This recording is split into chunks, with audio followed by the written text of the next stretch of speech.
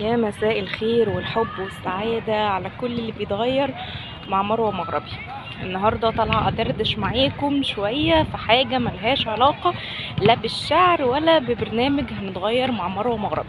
النهاردة طالعة أشجعكم وأشجع نفسي قبليكم، قبل أي حاجة. كل سنة وانتم طيبين، ويا رب يعود عليكم الأيام بصحة وسعادة وراحة بال، وانتوا كل الناس اللي بتحبوها.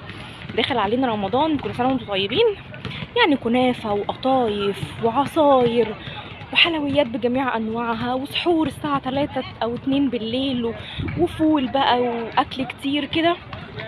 يعني زيادة وزن، يعني تخن، يعني عدم صحة لو احنا ما اخدناش بالنا. شهر رمضان 30 يوم صيام. الصيام اصلا حاجة صحية جدا، وكل الناس اللي بتعمل رجيم عارفة ان الصيام بيساعد جدا في ان احنا نخس. فيا ريت نستغل فترة الصيام الكام ساعة اللي هنصومهم في ان احنا جسمنا يبقى صحي اكتر، مش العكس. شهر رمضان شهر عبادة، مش شهر اكل وشرب ونوم وكسل، لا خالص. شهر رمضان هو شهر ان احنا نصوم ونعبد ربنا سبحانه وتعالى. ربنا يتقبل مني ومنكم كلكم يا رب.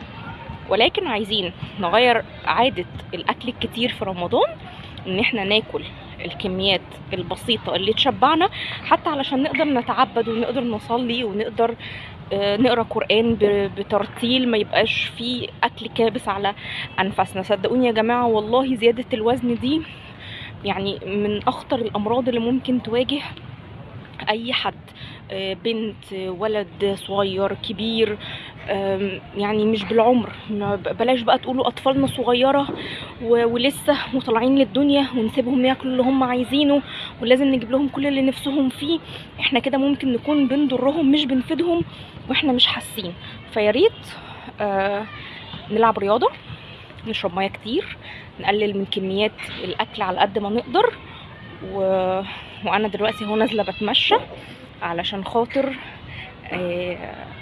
احافظ شويه على الوزن واخس شويه قبل رمضان، علشان خاطر اسيب برضو لنفسي مساحه. لو في زياده وزن في رمضان اسيب لنفسي مساحه اكون نزلت كام كيلو من قبلها. فيلا كلنا نشجع بعض على ان احنا نخسس، كله يخسس معايا يلا. وكله من دلوقتي يظبط اكله ويستعد لشهر الصوم والبركة والخير والعبادة وصلة الرحم والقرآن والقيام والتراويح. يستعد لكل حاجة حلوة جاية بصحة افضل، علشان خاطر زي ما قلت لكم نقدر نتعبد. كل سنة وانتم طيبين. انزلوا تمشوا او العبوا رياضة في البيت زي ما تحبوا، ولكن اياكم والاكل الكتير في رمضان. تحياتي للجميع، واشوفكم في فيديو جديد ان شاء الله. مروة مغربي.